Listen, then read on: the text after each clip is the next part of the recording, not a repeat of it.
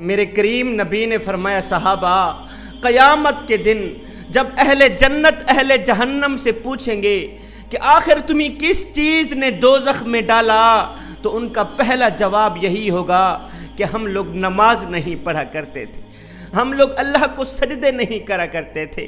حضرت سیدنا عبداللہ بن مسعود رضی اللہ تعالی عنہ سے روایت ہے، آپ کہتے ہیں کہ ہم نے ایک دن حضور علیہ السلام سے پوچھا، آقا ہمیں بتایا جائے کہ اللہ تعالیٰ کو سب سے زیادہ کون سی چیز پسند ہے، اللہ تعالیٰ کو سب سے زیادہ کون سا عمل پسند ہے؟ میرے کریم نبی نے فرمایا صحابی، اللہ تعالیٰ کو سب سے زیادہ جو عمل پسند ہے، محبوب ہے، وہ ہے مقررہ وقت پر نماز با جماعت ادا کرنا۔ جوانو، میں تمہیں ایک گنہگار شخص کی کہانی سناتا ہوں، ایک گنہگار شخص کا سبق آموز واقعہ سناتا ہوں، دل کے کانوں سے سنیے گا۔ ایک گنہگار شخص تھا، بدکار تھا، سیاکار تھا، شرابی تھا۔ علاقہ جانتا تھا کہ یہ گنہگار ہے، یہ بدکار ہے، یہ سیاکار ہے۔ علاقہ جانتا تھا یہ شخص شرابی ہے۔ زندگی کے دن گزر گئے، یہ گنہگار شخص مر گیا، فوت ہو گیا۔ اس کے انتقال کے بعد جب اس کی قبر کھودی گئی، لوگ دیکھ کر حیران رہ گئے کہ اس کی قبر میں نور ہی نور تھا، روشنی ہی روشنی تھی۔ گلاب کے پھول اگے ہوئے تھے جن کی خوشبو سے قبر میں عطر پھیلا ہوا تھا۔ ایسا لگتا تھا جیسا کہ جنت کی کھڑکی کھول دی گئی ہو، جنت سے ٹھنڈی ٹھنڈی ہوائیں چل رہی ہوں، خوشبو آ رہی ہو۔ لوگ دیکھ کر حیران رہ گئے کہ یہ تو گنہگار تھا، یہ تو بدکار تھا، یہ تو شرابی تھا، پھر قبر میں روشنی کہاں سے آ گئی، قبر میں خوشبو کہاں سے آ گئی، ٹھنڈی ٹھنڈی ہوا کہاں سے آ گئی۔ خیر، اس گنہگار شخص کی تدفین کی گئی۔ تدفین کرنے کے بعد لوگ اس گنہگار شخص کی بیوی کے پاس گئے، پوچھا، مائی آخر تیرا شوہر کون سا ایسا عمل کیا کرتا تھا جس عمل کی وجہ سے آج اس کی قبر میں نور ہی نور تھا، گلاب کے پھول اگے ہوئے تھے جن کی خوشبو سے قبر میں عطر پھیلا ہوا تھا، اور تیرا شوہر تو شرابی تھا، شرابی تھا، اس کی قبر میں روشنی کہاں سے آ گئی؟ بیوی نے کہا، بھائی میرا شوہر واقع گنہگار تھا، بدکار تھا، وہ شرابی تھا، پر اس کے ایک عمل ایسا تھا جو اس کی بخشش کا ذریعہ بن گئے۔ میں یقین سے کہتی ہوں وہی عمل میرے شوہر کی بخشش کا ذریعہ بن گیا ہوگا۔ لوگوں نے پوچھا وہ کون سا ایسا خاص عمل تھا؟ تو اس کی بیوی نے کہا وہ عمل یہ تھا کہ جب فجر کی اذان آتی تھی، فجر کی اذان سن کر میرا شوہر کیا کرتا؟ میرا ایک بچہ تھا جس کی عمر 4 سے 5 سال کی تھی۔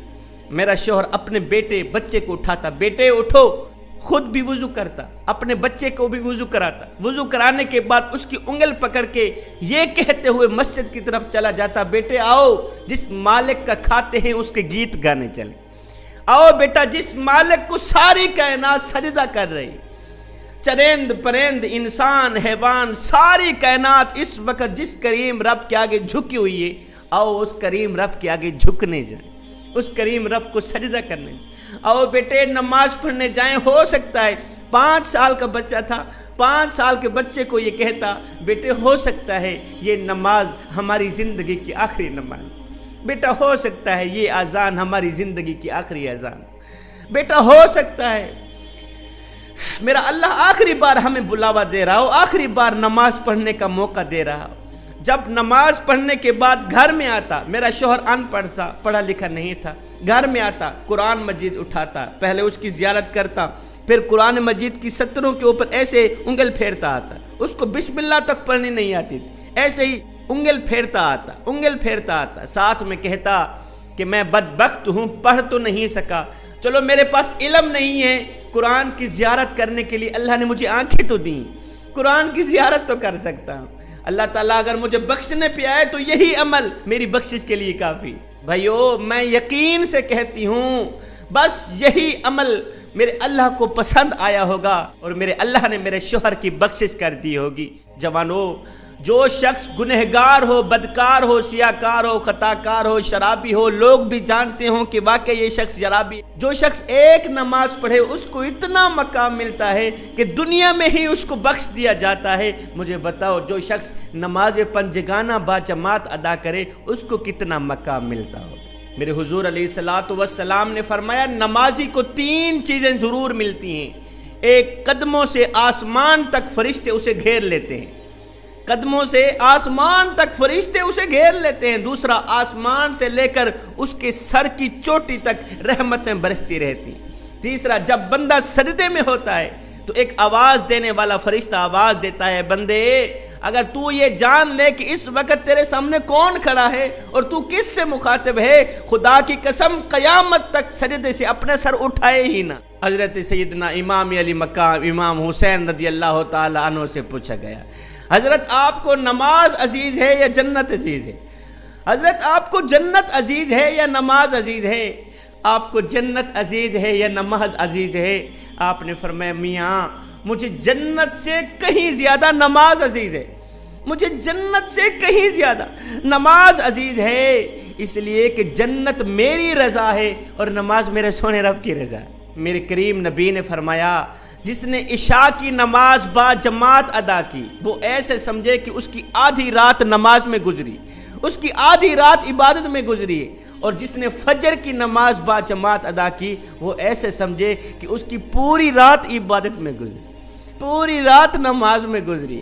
حضرت سیدنا علی المرتضیٰ شیر خدا کرم اللہ وجہ الکریم سے پوچھا گیا، حضرت کافر اور مسلمان کے درمیان فرق کیا ہے؟ کافر اور مسلمان کے درمیان فرق کیا ہے؟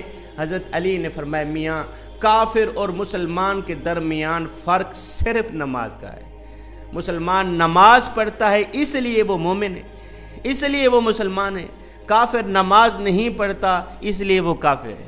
صحابہ کے دور میں یہ تھا کہ جو فجر کی نماز نہیں پڑھا کرتا تھا، جو عشاء کی نماز نہیں پڑھا کرتا تھا، صحابہ کہتے تھے یہ تو ہے ہی منافق۔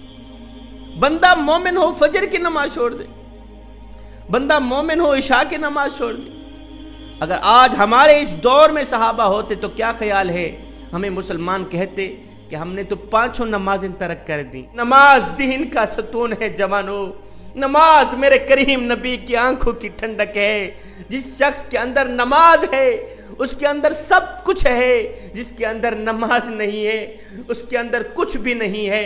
میرے کریم نبی نے فرمایا جو شخص 5 وقت کی نماز با جماعت ادا کرتا ہے، اس جمعے سے لے کر اگلے جمعے تک درمیان کے جتنے بھی گناہ ہیں یہ 8 دنوں کی نماز ان تمام گناہوں کا کفارہ ہے۔ جوانو اگر تم بے حیائی سے بچنا چاہتے ہو، اگر تم برائی سے بچنا چاہتے ہو، اگر تم قتل و غارت سے بچنا چاہتے ہو، اگر تم گنڈا گردی سے بچنا چاہتے ہو، اگر تم شراب نوشی سے بچنا چاہتے ہو تو سنو میاں بے حیائی کا علاج صرف نماز ہے، برائی کا علاج صرف نماز ہے، قتل و غارت کا علاج صرف نماز ہے، شراب نوشی کا علاج صرف نماز ہے۔